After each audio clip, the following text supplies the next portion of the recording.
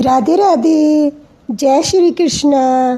कान्हा जी की कृपा आप सब पर बनी रहे। भगवान श्री कृष्ण आप सब की मनोकामनाएं पूरी करे। आपने हमारे चैनल पर माघ मास की कथाओं को सुना। अब फागुन का महीना शुरू हो गया है। अब आप हमारे चैनल पर फागुन मास महात्म्य के अंतर्गत शिव महापुराण की कथाओं को सुनेंगे। आइए कथा शुरू करते हैं।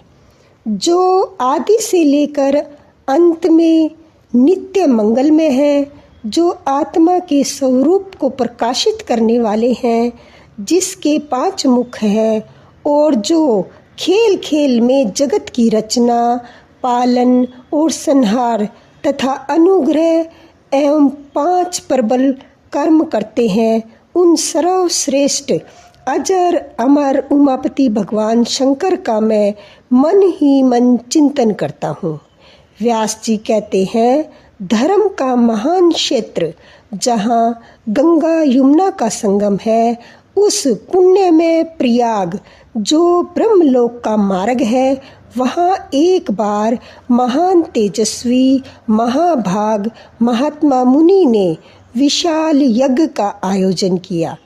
उस ज्ञान यज्ञ का समाचार सुनकर शिरोमणि व्यास जी के शिष्य सूत जी वहाँ मुनियों के दर्शन के लिए आए। सूत जी का सभी मुनियों ने विधिवत स्वागत व सत्कार किया तथा उनकी स्तुति करते हुए हाथ जोड़कर उनसे कहा, हे सर्व विद्वान रोम हर्षण जी, आप बड़े भाग्यशाली हैं। आपने स्वयं व्यास जी के मुख से पुराण विद्या प्राप्त की है। आप आश्चर्य स्वरूप कथाओं का भंडार हैं। आप भूत भविष्य और वर्तमान के ज्ञाता हैं। हमारा सौभाग्य है कि आपके दर्शन हुए। आपका यहाँ आना निरर्थक नहीं हो सकता। आप कल्याणकारी हैं। उत्तम बुद्धि वाले सूत जी, यदि आपका अनुग्रह हो तो गोपनीय होने पर भी आप शुभाशुभ तत्व का वर्णन करें, जिससे हमारी तृप्ति नहीं होती और उसे सुनने की हमारी इच्छा ऐसी ही रहती है। कृपा कर उस विषय का वर्णन करें। घोर कलयुग आने पर मनुष्य पुण्य कर्म से दूर होकर दुराचार में फंस जाएंगे, दूसरों की बुराई करेंगे, पराई स्त्रियों के प्रति आसक्त होंगे, हिंसा करेंगे, मूर्ख, नास्तिक और पशु बुद्धि हो जाएंगे। सूत जी, कलयुग में वेद प्रतिपादित वर्ण आश्रम व्यवस्था नष्ट हो जाएगी। प्रत्येक वर्ण और आश्रम में रहने वाले अपने अपने धर्मों के आचरण का परित्याग कर विपरीत आचरण करने में सुख प्राप्त करेंगे। इस सामाजिक वर्ण संकरता से लोगों का पतन होगा, परिवार टूट जाएंगे, समाज बिखर जाएगा, प्राकृतिक आपदाओं से जगह जगह लोगों की मृत्यु होगी, धन का क्षय होगा, स्वार्थ और लोभ की प्रवृत्ति बढ़ जाएगी, ब्राह्मण लोभी हो जाएंगे और वेद बेचकर धन प्राप्त करेंगे, मद से मोहित होकर दूसरों को ठगेंगे, पूजा पाठ नहीं करेंगे और ब्रह्म ज्ञान से शून्य होंगे। क्षत्रिय अपने धर्म को त्याग कर कुसंगी, पापी और व्यभिचारी हो जाएंगे। शौर्य से रहित हो वे शूद्रों जैसा व्यवहार करेंगे और काम के अधीन हो जाएंगे। वैश्य धर्म से विमुख हो संस्कार भ्रष्ट होकर कुमार्गी धनोपार्जन परायण होकर नाप तोल में ध्यान लगाएंगे। शूद्र अपना धर्म कर्म छोड़कर अच्छी वेशभूषा से सुशोभित हो व्यर्थ घूमेंगे। वे कुटिल और ईर्ष्यालु होकर अपने धर्म के प्रतिकूल हो जाएंगे। कुकर्मी और वाद विवाद करने वाले होंगे। वे स्वयं को कुलीन मानकर सभी धर्मों और वर्णों में विवाह करेंगे। स्त्रियां सदाचार से विमुख हो जाएंगी। वे अपने पति का अपमान करेंगी और सास ससुर से लड़ेंगी, मलिन भोजन करेंगी, अपना शील स्वभाव बहुत बुरा होगा, उनका शील स्वभाव बहुत बुरा होगा। सूत जी, इस तरह जिनकी बुद्धि नष्ट हो गई है और जिन्होंने अपने धर्म का त्याग कर दिया है, ऐसे लोग परलोक, लोक और परलोक में उत्तम गति कैसे प्राप्त करेंगे? इस चिंता से हम सभी व्याकुल हैं। परोपकार के समान कोई धर्म नहीं है। इस धर्म का पालन करने वाला दूसरों को सुखी करता हुआ स्वयं भी प्रसन्नता अनुभव करता है। यह भावना यदि निष्काम हो तो कर्ता का हृदय शुद्ध करते हुए उसे परम गति प्रदान करती है।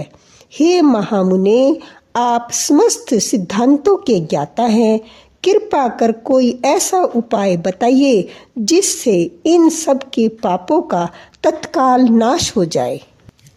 श्री शौनक जी ने कहा, आप धन्य हैं। सूत जी, आप परमार्थ तत्व के ज्ञाता हैं। आपने हम पर कृपा करके हमें यह अद्भुत और दिव्य कथा सुनाई। भूतल पर इस कथा के समान कल्याण का कोई साधन नहीं है। आपकी कृपा से यह बात हमने समझ ली है। सूत जी, इस कथा के द्वारा कौन से पापी शुद्ध होते हैं, उन्हें कृपा पूर्वक बताकर इस जगत को कृतार्थ कीजिए। सूत जी बोले, मुने, जो मनुष्य पाप, दुराचार तथा काम, क्रोध, मद, लोभ में निरंतर डूबे रहते हैं, वे भी शिव पुराण पढ़ने तथा सुनने से शुद्ध हो जाते हैं तथा अपने पापों का पूर्णतः नाश हो जाता है। इस विषय में मैं तुम्हें एक कथा सुनाता हूँ। बहुत पहले की बात है। कितारों के नगर में देवराज नाम का एक ब्राह्मण रहता था। वह ज्ञान में दुर्लभ, गरीब, रस बेचने वाला तथा वैदिक धर्म से विमुख था। वह स्नान संध्या नहीं करता था तथा उससे वैश्यवृत्ति बढ़ती जा रही थी। वह भक्तों को ठगता था। अपने अनेक मनुष्य को मारकर उन सब का धन हड़प लिया था। उस पापी ने थोड़ा सा भी धन धर्म कर्म के काम में नहीं लगाया। वह वैश्यागामी तथा आचार भ्रष्ट था। एक दिन वह घूमता हुआ देवयोग से प्रतिष्ठानपुर जा पहुंचा। वहां उसने एक शिवालय देखा जहां बहुत से साधु महात्मा एकत्रित हुए थे। देवराज वहीं ठहर गया। वहां रात में उसे बुखार आ गया और उसे बड़ी पीड़ा होने लगी। वहीं पर एक ब्राह्मण देवता शिव पुराण की कथा सुना रहे थे। बुखार में पड़ा देवराज भी ब्राह्मण के मुख से शिव कथा को निरंतर सुनता रहता था। 1 मास बाद देवराज ज्वर से पीड़ित अवस्था में चल बसा। यमराज के दूत उसे बांधकर यमपुरी ले गए। तभी वहां शिवलोक से भगवान शिव के पार्षदगण आ गए। वे कपूर के समान उज्जवल थे। उनके हाथ में त्रिशूल, संपूर्ण शरीर पर भस्म और गले में रुद्राक्ष की माला उनके शरीर की शोभा बढ़ा रही थी। उन्होंने यमराज के दूतों को मार पीट कर देवराज को यमदूतों के चंगुल से छुड़ा लिया और वे उसे अपने विमान में बैठाकर जब कैलाश पर्वत पर ले जाने लगे तो यमपुरी में कोलाहल मच गया, जिसे सुनकर यमराज अपने भवन से बाहर आए। साक्षात रुद्रों के समान प्रतीत होने वाले इन दूतों का धर्मराज ने विधि पूर्वक पूजन कर ज्ञान दृष्टि से सारा मामला जान लिया। उन्होंने भय के कारण भगवान शिव के दूतों से कोई बात नहीं पूछी। तत्पश्चात शिवदूत देवराज को लेकर कैलाश चले गए और वहां पहुंचकर उन्होंने ब्राह्मण को करुणावतार भगवान शिव के हाथों में सौंप दिया। शौनक जी ने कहा, महाभाग सूत जी, आप सर्वज्ञ हैं। आपके कृपा प्रसाद से मैं कृतार्थ हुआ। इस इतिहास को सुनाकर मेरा मन आनंदित हो गया है। अतः भगवान शिव में प्रेम बढ़ाने वाली दूसरी कथा भी कहिए। श्री सूत जी बोले, सोनक सुनो, मैं तुम्हारे सामने एक अन्य गोपनीय कथा का वर्णन करूंगा, क्योंकि तुम शिव भक्तों में अग्रगण्य व वेद वक्ताओं में सर्वश्रेष्ठ हो। समुद्र के निकटवर्ती प्रदेश में वाशकल नाम गांव है, जहां वैदिक धर्म से विमुख महापापी मनुष्य रहते हैं। वे सभी दुष्ट हैं और उनका मन दूषित विषय भोगों में लगा रहता है। वे देवताओं एवं भाग्य पर विश्वास नहीं करते। वे सभी कुटिल वृत्ति वाले हैं, किसानी करते हैं और विभिन्न प्रकार के अन्य शस्त्र रखते हैं। वे व्यभिचारी हैं। वे इस बात से पूर्णतः अनजान हैं कि ज्ञान, वैराग्य तथा सधर्म ही मनुष्य के लिए परम पुरुषार्थ है। वे सभी पशु बुद्धि हैं। अन्य समुदायों के लोग भी उन्हीं की तरह बुरे विचार रखने वाले धर्म से विमुख हैं। वे नित्य कुक्रम में लगे रहते हैं एवं सदा विषय भोगों में डूबे रहते हैं।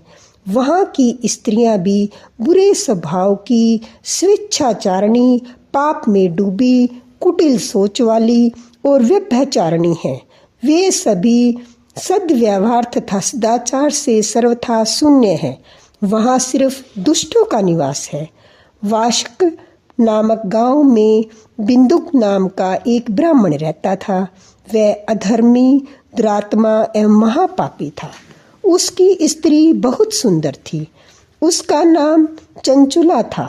वह सदा उत्तम धर्म का पालन करती थी, परंतु बिंदुक वैश्यागामी था। इस तरह कुक्रम करते हुए बहुत समय व्यतीत हो गया। उसकी स्त्री काम से पीड़ित होने पर भी धर्म नाश के भय से कलेश सहकर भी काफी समय तक धर्म भ्रष्ट नहीं हुई, परंतु आगे चलकर वह भी अपने दुराचारी पति के आचरण से प्रभावित होकर दुराचारणी और अपने धर्म से विमुख हो गई। इस तरह दुराचार में डूबे हुए उन पति पत्नी का बहुत सा समय व्यर्थ बीत गया। वैश्यागामी, दूषित बुद्धि वाला वह दुष्ट ब्राह्मण बिंदुक समय अनुसार मृत्यु को प्राप्त हो नरक में चला गया। बहुत दिनों तक नरक के दुखों को भोगकर वह मूढ़ बुद्धि पापी विंध्य पर्वत पर भयंकर पिशाच हुआ। इधर उस दुराचारी बिंदुक के मर जाने पर वह चंचुला नामक स्त्री बहुत समय तक पुत्रों के साथ अपने घर में रहती रही। पति की मृत्यु के बाद भी अपने धर्म से गिरकर पर पुरुष का संग करने लगी थी। सतियां विपत्तियों में भी अपने धर्म का पालन करना नहीं छोड़ती। यही तो तप है। तप कठिन तो होता है, लेकिन इसका फल मीठा होता है। विषयी इस सत्य को नहीं जानता, इसलिए वह विषयों के विष फल का स्वाद लेते हुए भोग करता है। एक दिन देवयोग से किसी पुण्य पर्व के आने पर वह अपने भाई बंधुओं के साथ गोकर्ण क्षेत्र में गई।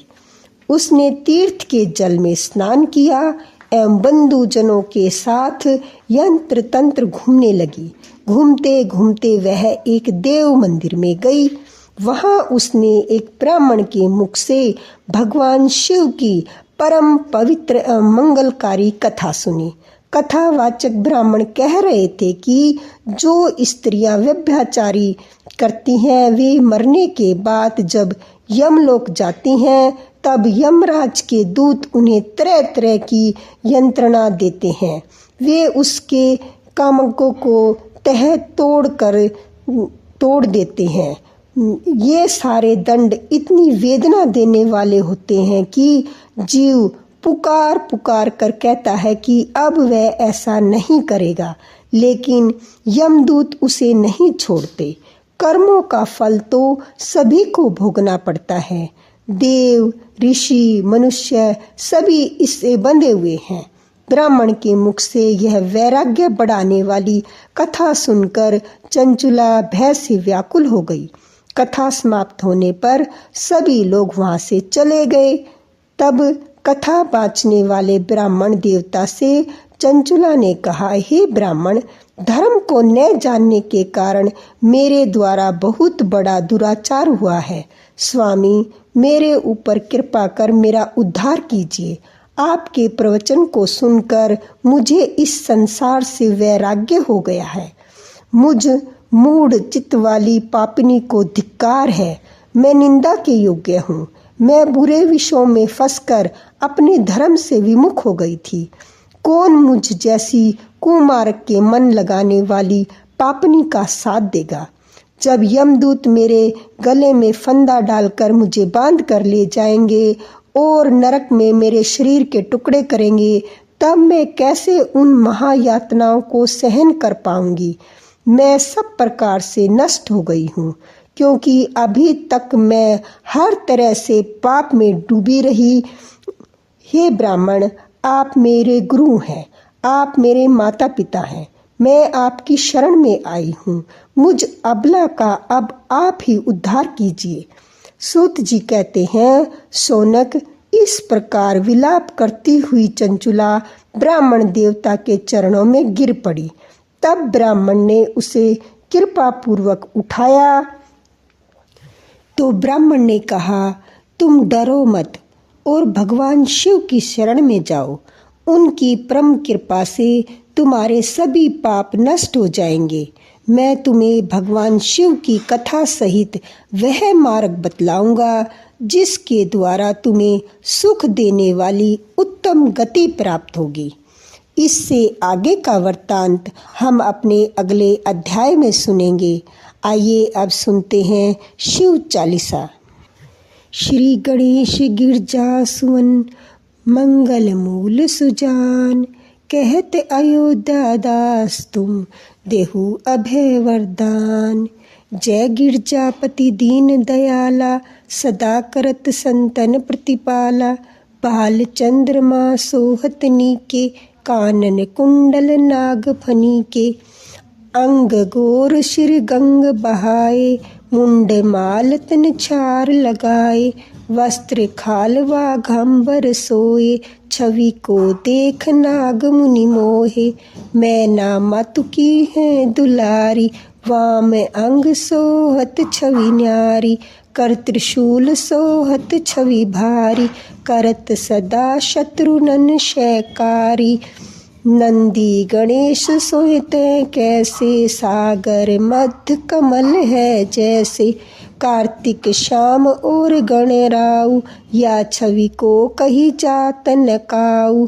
देवन जभी जय पुकारा, तब ही प्रभु प्रभु आप निवारा। किया उपद्रव तारक भारी, देवन सब मिली तुम ही जुहारी। तुरंत षडानन आप पठाऊ, लव निवेश मह मारी गिराऊ। आप जलंधर असुर सहारा, सुयस तुम्हार विदित संसारा। त्रिपुरासुर सन युद्ध मचाई, सब ही कृपा कर लीन बचाई। किया तप ही भगीरथ भारी, पुरु प्रतिज्ञा तशु पुरारी। दानिन मह तुम सम को ही नाही, सेवक स्तुति करत सदाही। वेद नाम महिमा तब गाई, अखत अनादि भेद नहीं पाई। प्रकट उदय ही मंथन में ज्वाला, जरे सुरासुर बेह विहाला। कीन दया तह करी सहाय, नीलकंठ तब नाम कहाई। पूजन रामचंद्र जब कीना, जीत के लंक विभीषण दीना। सहस कमल में हो रहे धारी, कीन्ही परीक्षा तब ही पुरारी।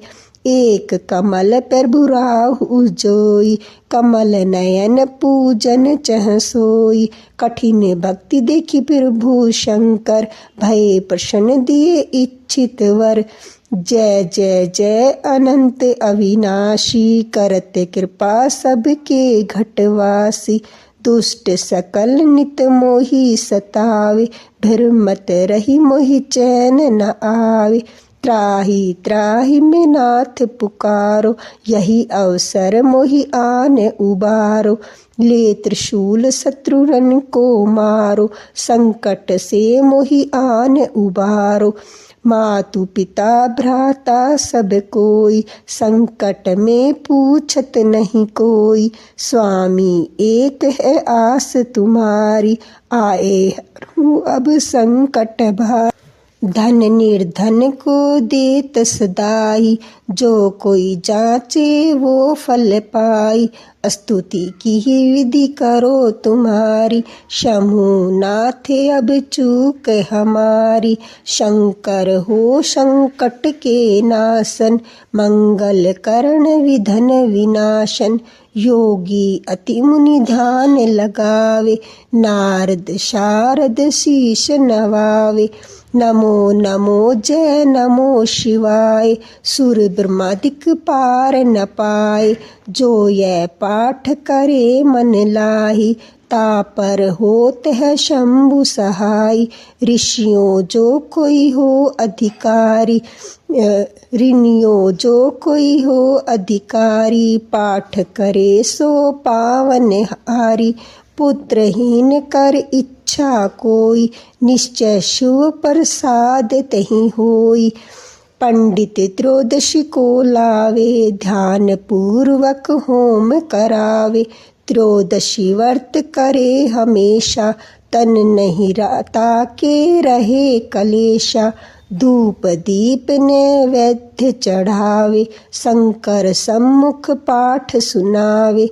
जन्म जन्म के पाप नसावे, अंतवास शिवपुर में पावे। कहे अयोध्या आस तुम्हारी, जानी सकल दुख हरू हमारी। नित नेम कर प्रातः ही, पाठ करो चालीसा। तुम मेरी मनोकामना, पूर्ण करो जगदीश। मंगसर छठी हेमंत ऋतु, संवत 64 जान। स्तुति चालीसा शिव ही, पूर्ण कीन कल्याण। बोलो भोले बाबा की जय।